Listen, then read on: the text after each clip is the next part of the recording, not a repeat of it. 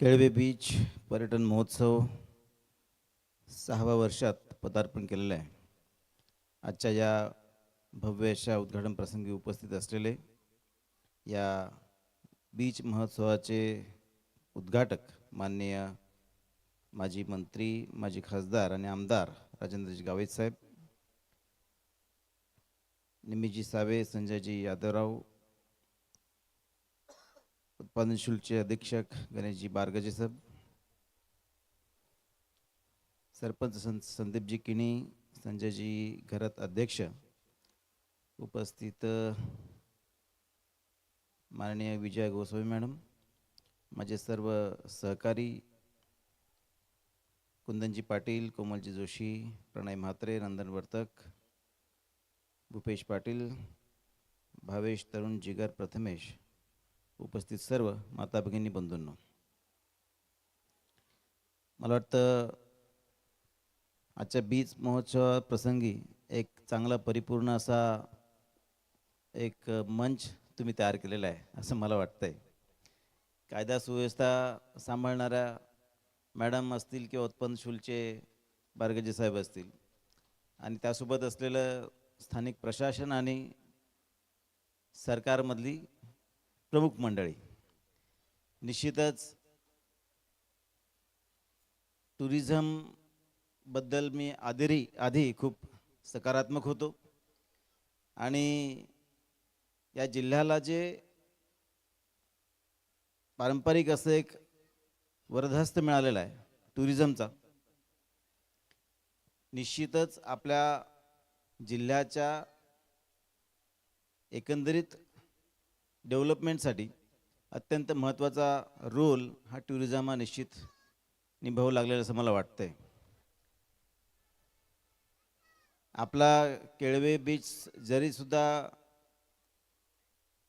आपला जो समुद्र किनारा मिळालेला आहे, विस्तीर्ण असा साधारणतः 112 किलोमीटरचा विस्तीर्ण समुद्र किनारा आहे, परंतु या समुद्र किनाऱ्याच्या सोबत साधारणतः 15 चांगली गावं आता डेव्हलप व्हायला सुरुवात झालेली आहे.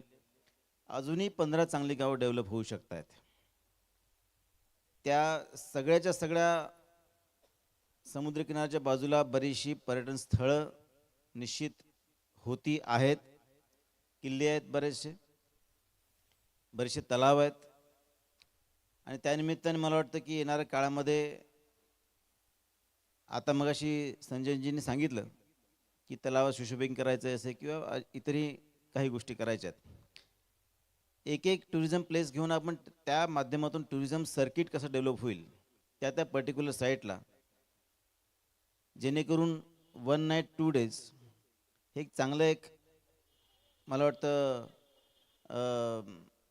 येणाऱ्या काळामध्ये पर्यटकांसाठी हे उपलब्ध होऊ शकेल. ज्या पद्धतीने गुजरात, दमण, दीवचा पर्यटक आता इकडे आकर्षित व्हायला लागलेला आहे.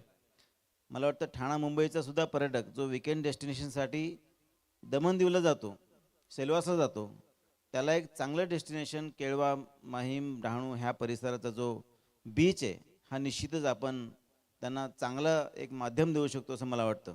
आणि त्याच्यामुळे अशा पद्धतीचं एक पोषक वातावरण निर्माण करणं खूप काळाची गरज आहे.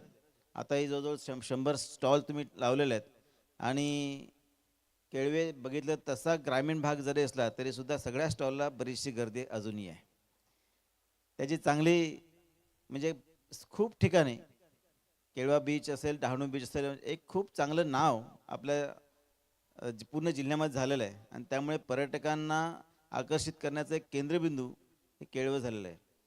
मी लहानपणापासून सुद्धा मला वाटतं आपल्या जिल्ह्यामध्ये ठाणे जिल्हा असताना केळवे माहीम हे फेमसच होतं.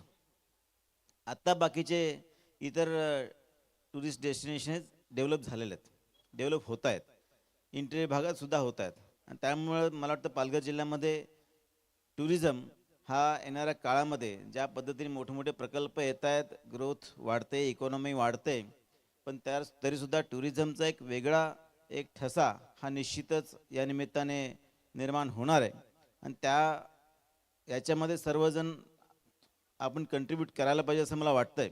कारण प्रचंड रोजगाराच्या संधी टुरिझमच्या माध्यमातून उपलब्ध होत आहेत, स्वयंरोजगार निर्माण होत आहेत आणि त्यामुळे आपल्या भागातल्या तरुणालाच इथे संधी ही मिळण्याची शक्यता निश्चितच आहे. आणि त्यामुळे जरी आपल्या भारताच्या एकंदरीत GDPमध्ये 5% आपण टुरिझमचं त्याचं कंट्रीब्युशन करतो आणि एकंदरीत पूर्ण भारताच्या एम्प्लॉयमेंटमध्ये साधारणतः 7.5 कोटी एम्प्लॉयमेंट जनरेशन हे टुरिझम करत आहे.